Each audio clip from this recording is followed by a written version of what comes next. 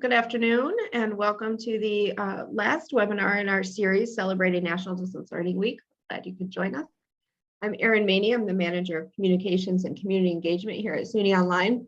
And it's my pleasure to introduce our speaker to you. Joining us today, we have Ted Folke. Ted is a professor in the English department at the Fashion Institute of Technology, where he's taught courses in English composition and strategies for business communication. Ted created new courses on Federico Fellini and Akira Kurosawa for the FIT Department on Film, Media Studies, and Performing Arts. The primary goal of his professional life has been the promotion of international understanding and capacity building through his work in print and new media as a writer and producer. So welcome to Ted, and we look forward to what you have to share with us today. Yeah, thank you very much, Erin. I really appreciate that very kind introduction. And I also want to thank SUNY Online for providing this opportunity. It's ironic that we're talking about online learning and remote learning during this conference in Glasgow, when people are suddenly aware of the carbon footprint, and maybe remote learning or remote instruction is not such a bad thing. And after all, in fact, it's something we should be promoting because it would lessen transportation, it would lessen pollution, and I mean, COVID aside, I think there's a lot to be said for remote instruction. Personally, I've been teaching both live and in remote now for almost, well, more than 20 years actually, and in the past I taught live at FIT, and I loved it. I liked the students. I enjoyed teaching there. And then I started, in the beginning, I was teaching writing courses, and then I started teaching some film courses. And now, a couple of years ago, the Department of Film and Media Studies and Performing Arts was created by Chair Bill Mooney, and we got a fabulous screening room. So suddenly we could show films as they should be seen. So we had a beautiful theater with beautiful sound, and students could actually, rather than look at these sort of postage stamp sized screens, they could see the films as they should be seen in their full splendor. So I thought that was great, but over the last couple of years now, because of COVID, obviously we had to teach by remote. So I started teaching this course that I created on Akira Kurosawa, the Japanese director, and I found it to be very rewarding for a number of different reasons. What I'd like to do would be to share my experience. Basically, there's a couple of different platforms which I've been using. I owe a big debt of gratitude towards Jose Diaz, our director of online learning at SUNY FIT. He for me is my guru. He introduced me to PADLET. I have been using PADLETs for this course, and when I show the when I share the content, you'll see why. But basically, it's very simple. I mean, if I'm showing 14 films by Akira Kurosawa, I can have a Padlet for each film. So in each Padlet, I can have, shall we say, I can have information about the films. I can also have space for the students to comment. And also, I discovered, much to my unexpected surprise, that Padlet has access to something called the Internet Archive. So you can get all the films for free with English subtitles. So, and that, I mean, I've only found that on Padlet. So I just want to show, if I can do a share screen here. Yeah, here we go. Okay. Yeah, so this is the basic outline for the course, the content. We have this on Blackboard. And I have followed a fairly chronological order in terms of Kurosawa's career. He started making films during World War II, and I started to show films that he directed just immediately after World War II. I was not surprised to discover the students hadn't seen any of these films. The only film that they've seen by Kurosawa is probably Rashomon or Seven Samurai. But the one film that I start with is called No Regrets for Our Youth, which is an extraordinary film done in 1946 during the American occupation. And the star is a Japanese actress named Setsuko Hara, who was the biggest female star in Japanese film history. And it's her story, which surprised a lot of people because nobody knew that. I mean, there have been some female actresses, some actresses in Kurosawa's films, and no lead roles. And this is a story about a woman who is a highborn professor's daughter, and she falls in love with a left-wing radical, and the left-wing radical becomes a spy for the Soviets, and he gets captured and he gets executed. And so then she decides to go and live with his parents, who are poor farmers, in solidarity with him. So this is an extraordinary film. I mean, just politically speaking, I don't know how they were able to get this through the American military occupation censors, because it basically is Soviet propaganda. But it's a very interesting film. Setsuko Hara is a great actress. And so here's a description of the film you can see here. You know, students were quite surprised by this because, again, this is not the image that Kurosawa has. Kurosawa has the image of samurai films, of you know, sword and much action films. And the bottom line was that what most people are not aware of is that during the occupation, the 7-year occupation, the Americans banned all samurai films because the Americans considered the samurai films were, shall we say, promoting the feudal values of the military dictatorship in Japan. So what Kurosawa was able to do was, for the immediate years after the war, was that he was able to make a series of films which we would call today film noir, about, shall we say, contemporary life in Japan at the time. We have Drunken Angel, which is one. We have Stray Dog, which is another. And basically, and then we get into Rashomon, but Rashomon is not really what I would call a samurai film. I mean, it's set in a historical period, but it wasn't until the Americans left, and then Kurosawa was able to make a samurai film with a vengeance called Seven Samurai, which is the classic. So I just want to show the Padlet for No Regrets for Our Youth. So this is how I use Padlet, basically. So you have different items. You have readings. The book was available on the PDF version of the book. There's a fabulous book about Kurosawa, written by Kurosawa himself, called Something Like an Autobiography, which I ask all my students to buy because it's basically about how Kurosawa became a filmmaker, and that is our textbook. And at the very end of this, there is a whole section on some random notes on filmmaking, which is the best advice that I've ever seen to any filmmaker. As a filmmaker myself, I found this very, very useful. And most of my students are in fact film majors, so this is useful for them. Yeah, so this is the Padlet system. The Padlet, I mean, is very flexible. It's very powerful.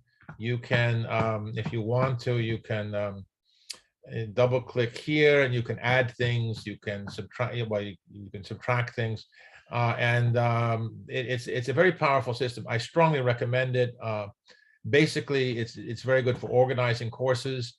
And I urge everyone to use it. The other system that I've been using, which is one which we've just been talking about, is Spark.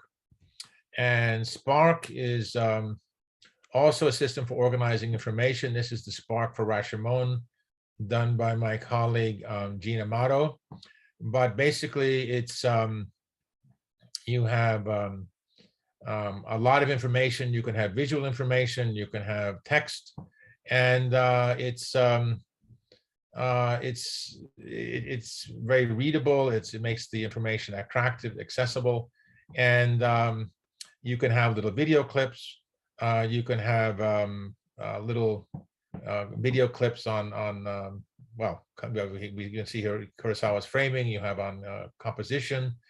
And this is I think Spark is fantastic. And it's relatively easy to use, because I mean, if I can use it, it's not that difficult, I can assure you, because I'm not a genius at this kind of stuff. So yeah, so Padlets, again, I strongly recommend. As you can see, if I go back to this, I have Padlets for really every one of the films. So basically, the students are given an assignment for the following. We talk about the film that we saw for the previous week, and I can just show the basic classroom routine. The agenda for each week will be consistent to minimize confusion. The introduction. First, we have an introduction, video introduction to each film.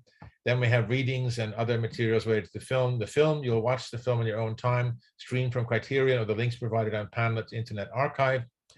Then you can respond on Padlet, so you can have hopefully a dialogue with your classmates. And then we have a live discussion, because the one thing I learned from Jose Diaz, our online guru, is that engagement is critical. So I really try to encourage the students to discuss as much as possible. And I will, I am kind of fussy about attendance. I like students to be on time, and then everybody can hear what everybody else has to say.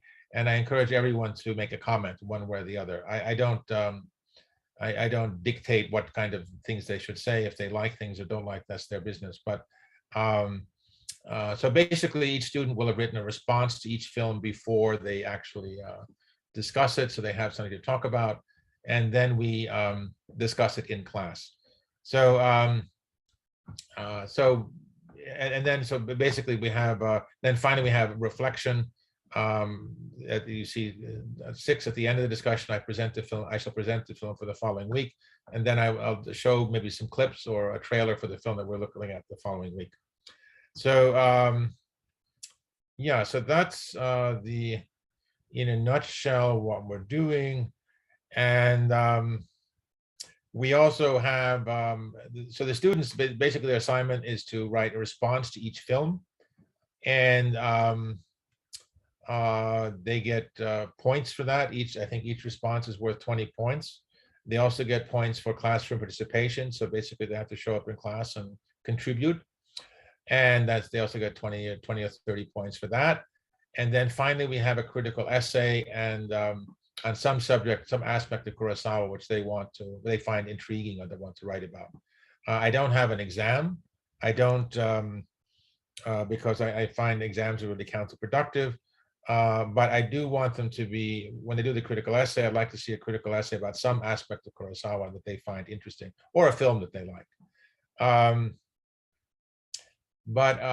So that is in a nutshell the course. Yeah, then there's a final presentation where the students present their critical essay to the rest of the class.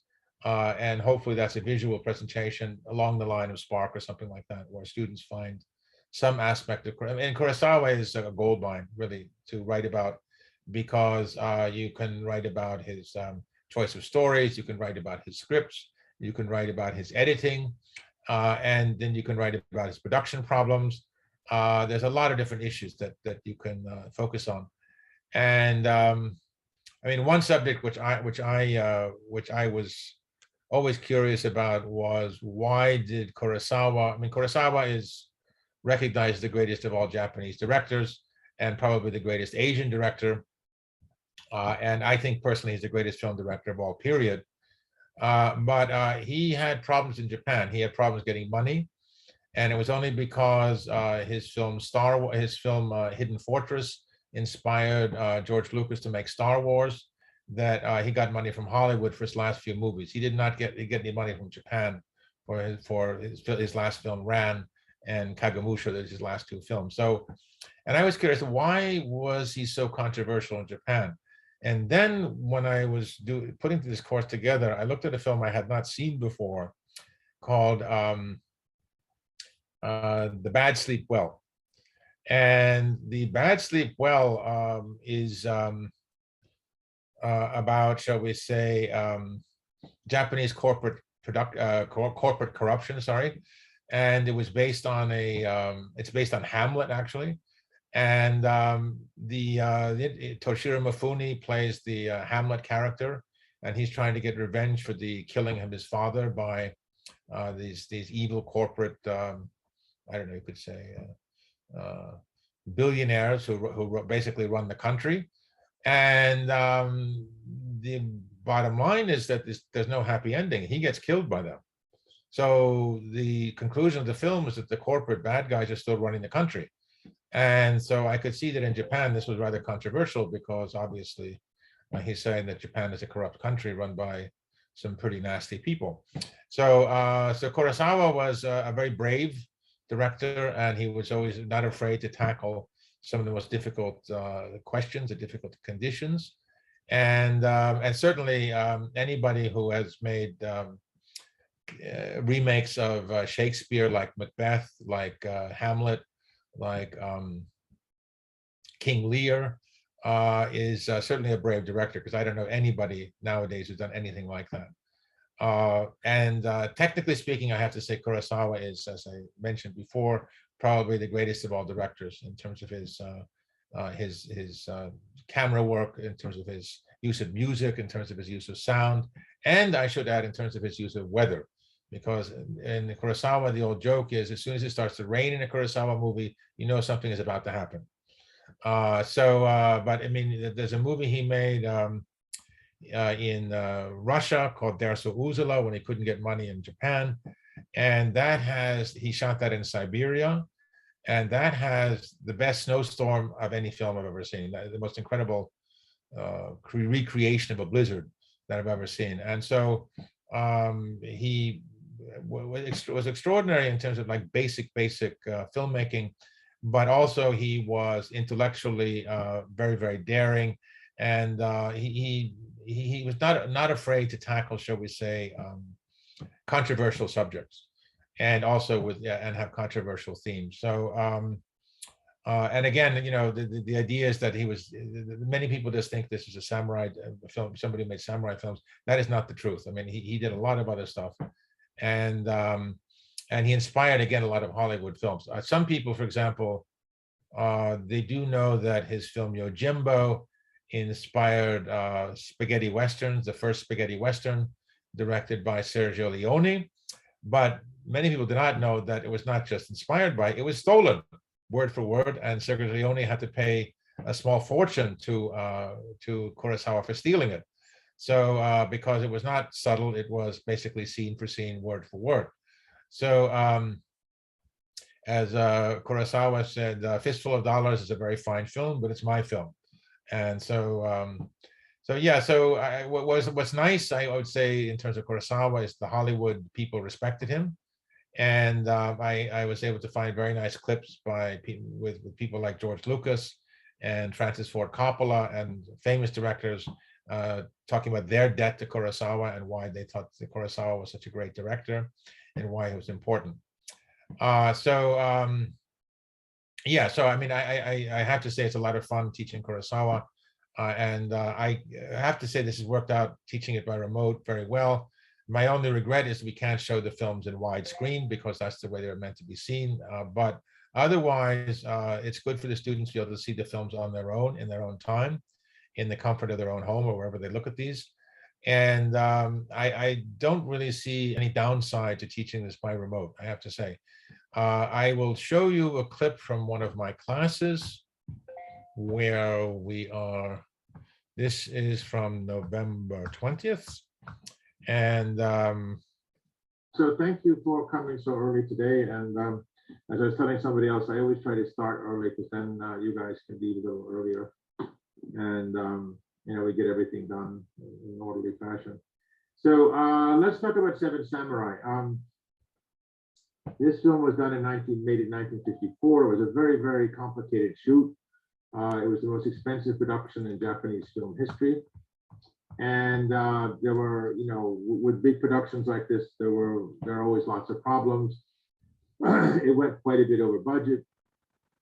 And I think Kurosawa became sick during the course of the production. That much said, when it came out, it was a huge hit. It was a big, big hit. And it was basically a hit around the world. And you could argue that it was probably the most influential film that Kurosawa's ever made.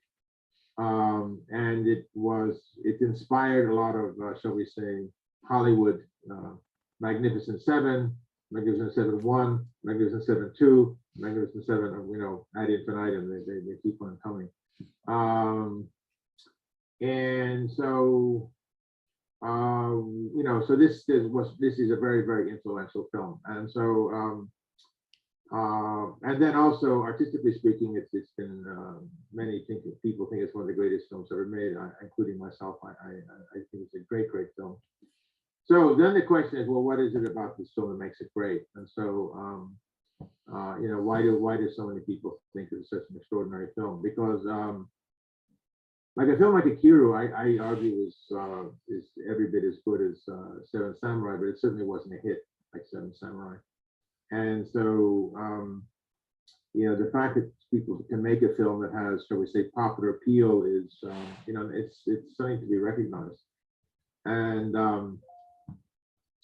so, I mean, and some people have felt a little long, but on the other hand, the film, I mean, I don't feel there are some films that are long, and other films that are long. I can look at the film of 5 minutes and think it's long because it's boring. But this one, I mean, Seven Samurai for me is never boring. There are things happening all the time. It's extremely well written. It's extremely well structured. It's extremely well edited. The music is fabulous. And the action, of course, is fantastic. And it's great cinematography and great acting. I think they just go on and on and on. But also, I think, you know, yes, sorry? Sorry, it's humorous too. There's humor too, yeah. I mean, there's all these different. I mean, it has, you know, just about everything. I mean, you would not expect to have humor, but there actually is humor, and the humor it works. I mean, it's not like forced. So you have great characters. So this is you could say in dramatic terms, this is a real epic. So for some reason in the 50s, there were, you know, countries started making epic films. So one of my favorite directors, David Lean, is an English director who made a couple like Lawrence Arabia, Dr. Zhivago. And these are also long films, but I mean, they are classic epics with big themes, big characters, and of course, a lot of historical aspects. So just in terms of Seven Samurai, I just want to emphasize the historical things that are going on here. In Japan at the time, there was, not at the time the film was made, but at the time the film depicts, there were civil wars, there was a general disintegration of, shall we say, the established order. So you had a lot of samurai who were ronin, meaning that they had no affiliation to any lord, they had no affiliation to anything organized, they were freelancers, if you will. Okay? And so, so that's the situation that the samurai that we see in this film find themselves in.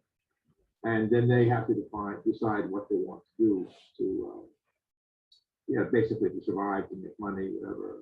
Obviously, some of them probably became bandits, but so, you know, so there are a lot of things going on, and a lot of these individuals, samurai, are stuck in, shall we say, existential dilemmas. So they have to make an existential choice.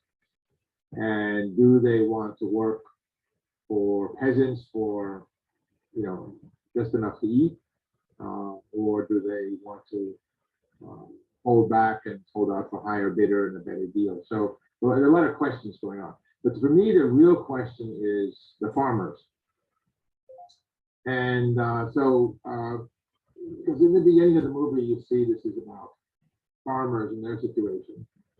And you know, farmers are the backbone of society because they make what people have to eat, and the peasants, the farmers.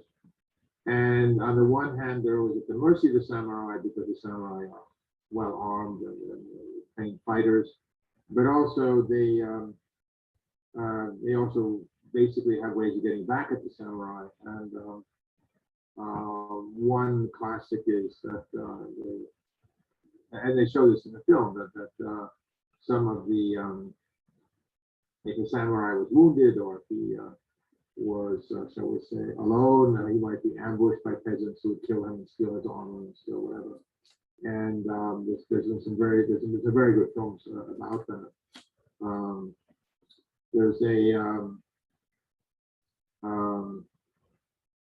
There's actually a feminist samurai film which was very publicly shown at some film festivals in Boston, about two women who ambushed samurai and killed them, steal their armor, and they don't say, this was done like a while ago, so they don't say if they're lovers, but of course they sort of suggest that they're lovers, and it was very popular, and that's the town I was living in Boston, it's actually in Cambridge, Massachusetts, a very strong lesbian group, and they love this song. It's their favorite song. So the samurai genre can be taken many different ways. Now, the thing to remember here is that during the war, the samurai or the daigeki films were associated with the military, with the feudal sort of system that led to World War II. So the Americans, in particular during the occupation, did their best to, they wanted to eliminate all aspects of samurai culture. And so one of the first things they did was to ban samurai films. So no samurai films could be made during the occupation. The occupation lasted from 1945 to 1952, I think. And somebody might say that Rashomon is a samurai film, but I think it's arguably not a samurai film. It's a drama. It's a period piece. It's not really a samurai film. So as soon as the occupation ended, then Kurosawa made this film, which is very much a samurai film. But this film is very, very different from the, shall we say, the classic popular Jedi-Geki, which were popular before the war. So, so I guess and Kurosawa had many influences. He influenced by the American director John Ford, which himself says he was influenced by John Ford. By the way, this is not the film that George Lucas inspired George Lucas to make Star Wars. Somebody thought so. We're going to see that film. It was not this one. The one that inspired Lucas to make Star Wars was called The Hidden Fortress, which we're going to see in the semester. That much being said, what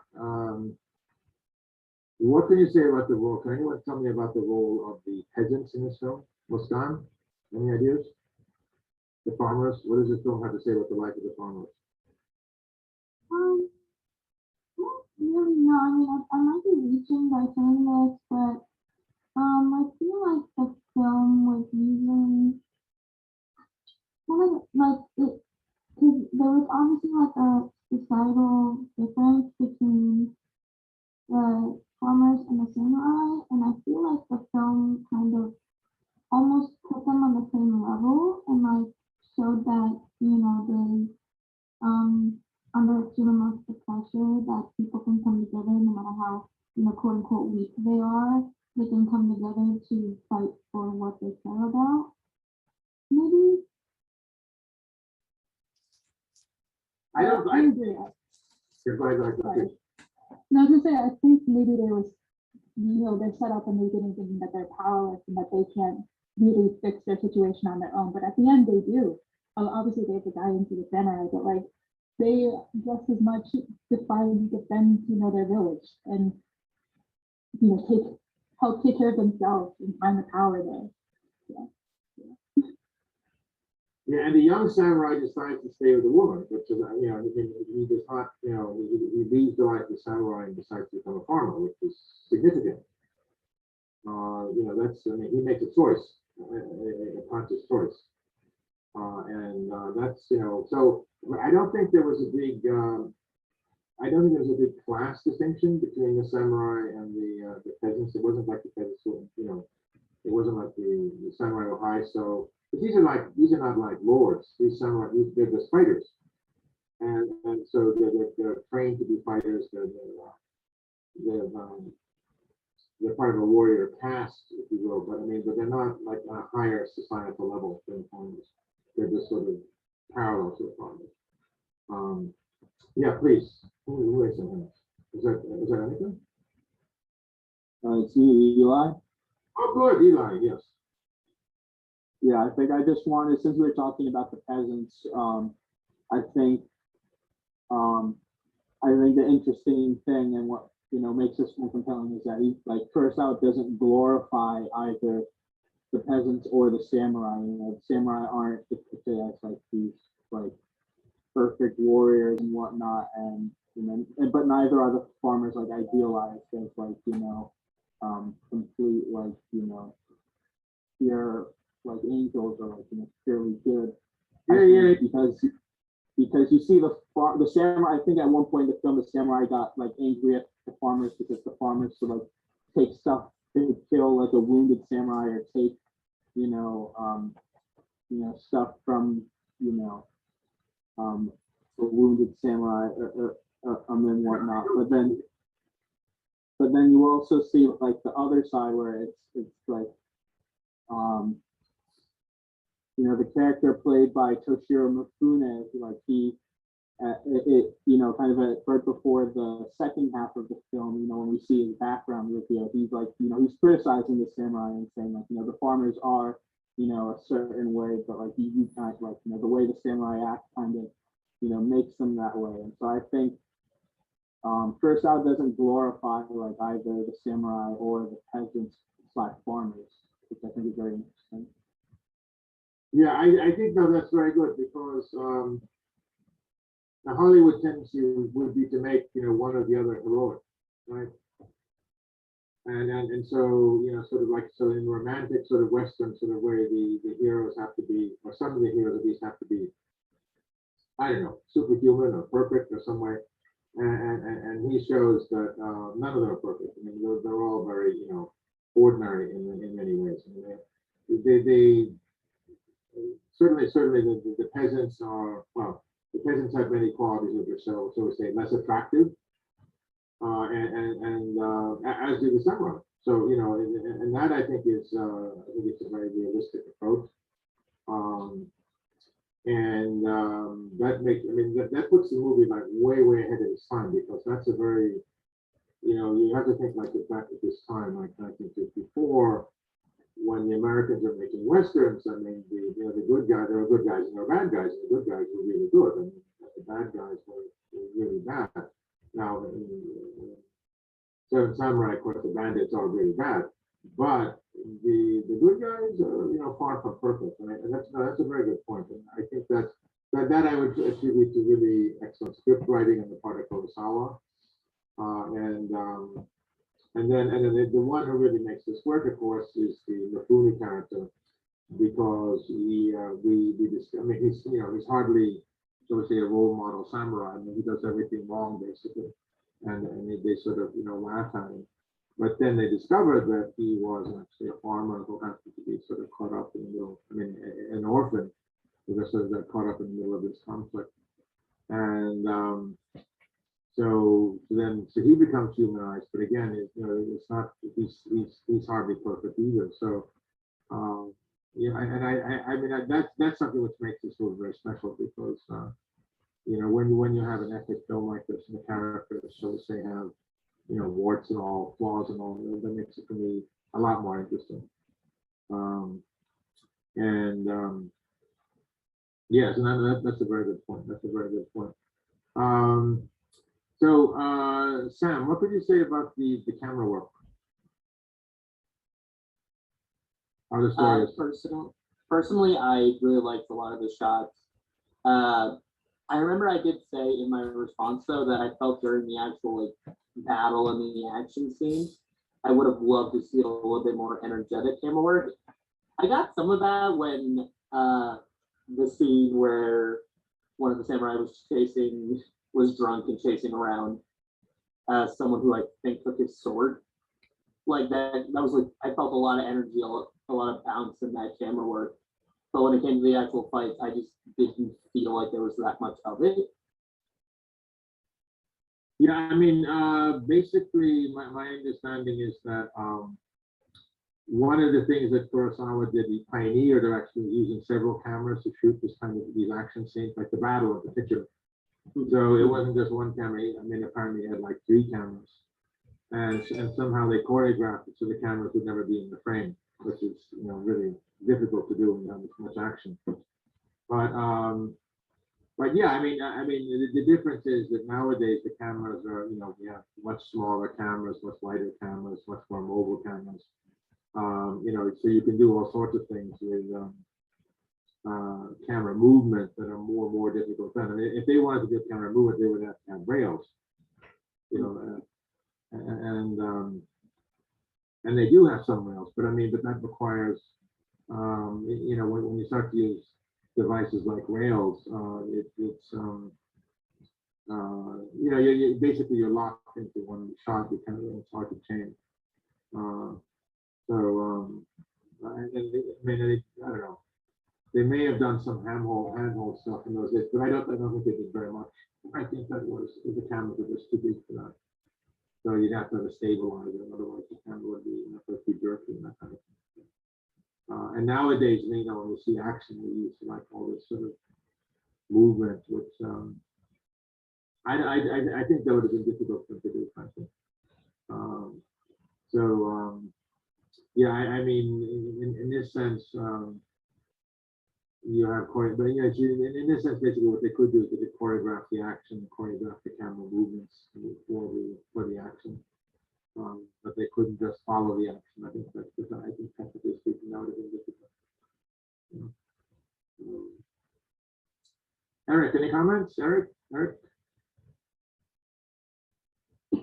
Yeah, I was gonna say, I found it very interesting to see Kurosawa take on a different kind of I know he did it with Rashomon in the past, but during the time of there was conflict going on, and there wasn't the right kind of government. But you know how in previous films, Akira and Stray Dog, and Drunken Angel, they were ordinary people in our lives that we can also probably see on the street, but in Seven Samurai, it took on a completely different era, I guess. And I thought it was interesting because you see more character development because it is reality. But I think you could argue these are ordinary people who just happen to be caught up in an extraordinary time. You know what I'm saying? Yeah, that's exactly what it is. Yeah. And so they're, because they're not lords or generals, or they're not these are ordinary people. They're not important people per se, and they just happen to be caught up in an extraordinary situation, and so they take their own, so to say, existential decisions, and try to do what they think is the right thing to do. And of course, most of them die. Actually, some of them die in the process, but and then at the end, the Takashi Shimura character, the leader, says, "Well, the farmers win again," because the farmers are indispensable. Everybody has to eat. So if there's going to be a conflict, even though people abuse the farmers are always always have the strong hand because everybody has to eat. Drew, what did you?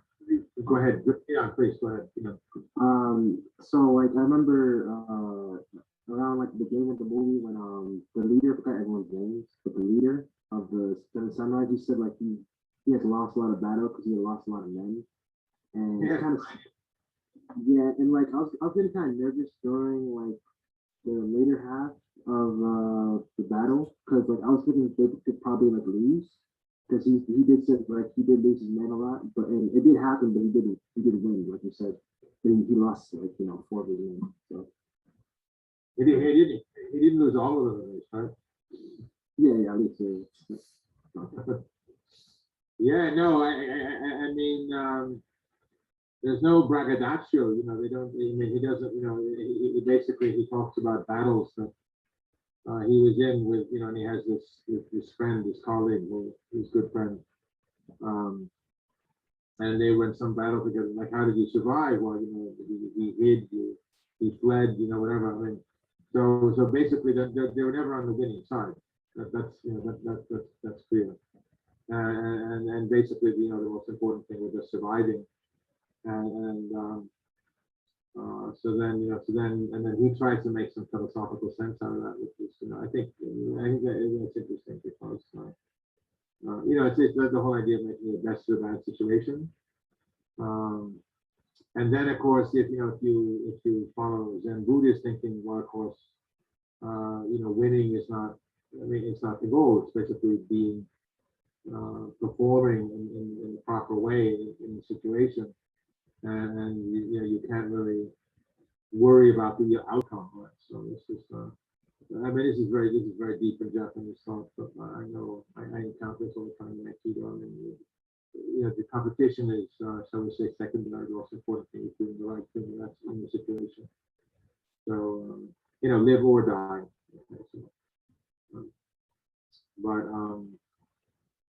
so, so they're, reflecting on this. The samurai reflecting on that with each other, and you have interesting contrast between, this guy who's a master swordsman, who is sort of like the epitome of what, you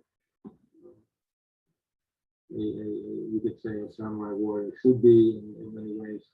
But then you have the leader, who's more, shall we say, an intellectual and more of a organizer, and also, he cares about people.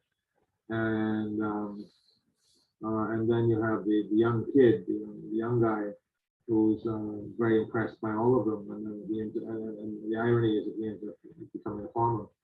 So Yeah, for the young guy, I think they kind of made him like, I don't know why they hired an older actor to play, because he kind of seemed as though like he was like 13 or something, like the way he behaved. I don't know. It's kind of like, to me personally, it's like a weird casting. Yeah, it's too innocent. Like, he's like, probably like 24 or something. I don't know. maybe he led a very sheltered existence. I don't know. But I mean, The way you look at the landscape, like, you've never been there before. It's just like so intense. That scene. So. No, I know what you're saying. I mean, I don't know. It's hard for me to judge that, but no, that's a point. That's a point. I mean, the problem was that if he was too young, then it would be, kind of awkward sending him into battle, because they have a conflict about it already. I mean, the older guy doesn't want to, have a, he thinks he should just go back home and not join them, and then the other saying he's old enough. So the question is, like, how old do you have to be to, become a real warrior? And that's, I don't think there's an age limit per se. I think it's just a question of training and ability and when you're ready for that kind of thing. So, but I mean, in Japanese culture. Aaron, I think that's a good place to cut, because you wanted to have a chat afterwards, and I wanted to leave a couple of minutes. I don't want to, use up all the time here. So Sure, if anybody has questions, please.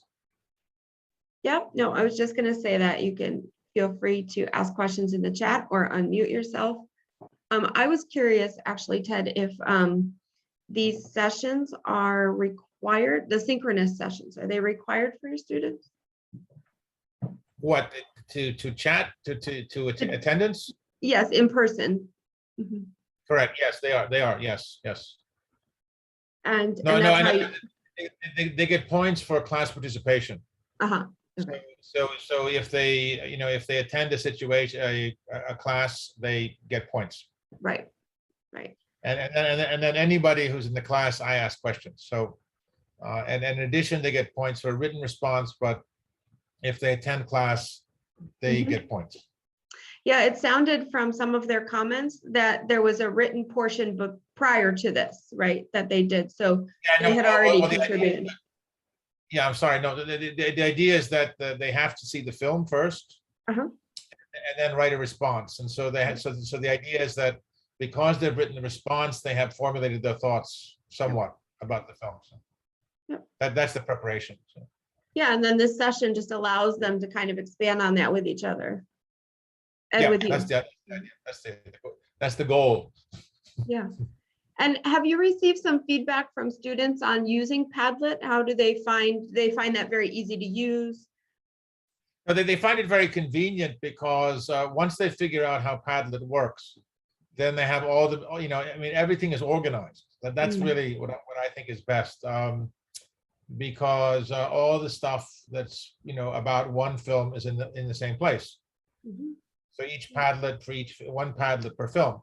What got more complicated was, and I experimented with this a bit, but when the students, because the students can comment on Padlet, Mhm. but the problem is that when they commented on Padlet, then Padlet sometimes got very full. And the students had a hard time separating between the students' comments and the material that was on the Padlet for them to read. Yeah. So, so basically what I ended up encouraging them to express themselves in class and also to write their response. Mhm. And writing on Padlet, I found to be, kind of a double-edged sword. I could see that was a problem because again, it's convenient for the students to have all the stuff Mhm. about any given film in one place. That's so. Yeah, I use it to organize too for presentations and training. It's a very useful tool. Yeah, now for organization, it's the best thing I've seen by far. Mhm. It's also easy to use. I mean, it takes a little while to figure it out. It's not easy, to figure out all the controls. That's taken me a while, and I have to admit that sometimes I have to consult my guru, Jose Diaz, and get his assistance because the actual control of the Padlet is a bit complicated, like from semester to semester. Sure. When you try to carry over the material from one semester to the next semester, there's some tricks there. So, Mhm. so I'm still learning. Yeah. Any others? Well, where do the students get the movies? Do you send them to Criterion? Do they buy the Well, no, movies? that was what I mentioned before, and I don't know, but I discovered when making the Padlets that in each Padlet, if I go to something called, if I look for the movie on Padlet, each Padlet, I find it in something called Internet Archive. Okay. And Internet Archive has all the films with subtitles for free. Okay. And that was a completely unexpected bonus because I had never heard of Internet. It's basically the Criterion collection, but Okay. they seem to have ideal so far. I mean, the Criterion doesn't like this. There could be a problem, but basically all the films they could get for free through Padlet, Okay. which was And I fabulous. just wanted to share that I have these movies, and a year ago I wanted to start learning, and so you've kind of got me back interested to go back and look at. So thank you on this Friday for renewing my interest. Thank you. No, my pleasure. No. I mean, but the Padlet again, the Padlet was an unexpected bonus, and the fact that Okay. you have this Internet Archive. I do not know the story behind Internet Archive. I don't know like what it actually is, but Okay. every film that I use in the course was available on Internet Archive with subtitles. I'm going to start looking. Thanks. Yeah. And Internet Archive has the sort of brief synopsis of that is there was something called the Wayback Machine, and it was a way to find internet pages that were no longer published, right, that had been taken down. And the Internet Archive is sort of that thing. It's where you can find archives of materials that had at one time been posted. And now the Internet Archive has the open library, which is where you can access materials that are free to use. So it's been an interesting little journey there, but I put the link in the chat. You can learn a little bit more about the open library. All right, well, because of the time, I'm going to actually close us out here. And just want to thank you again, Ted, for joining us this week and being able to share your class with us and your experience. We appreciate that. And it's always good to learn about some new tools too, and new ways of doing things. So we appreciate that. This is the end of National Distance Learning Week for us. We are done with all of our sessions. So all of the recordings are posted on our registration site. And I'll put that here in the chat for you. We have a recap post that goes through and has slides and recordings and overviews of each session. So that might be nice to take a look at if you missed anything this week. And of course, there's a survey just to help us as we plan. We do this every year in November, and so we always look forward to your feedback. So thank you again, and be well. Have a great weekend.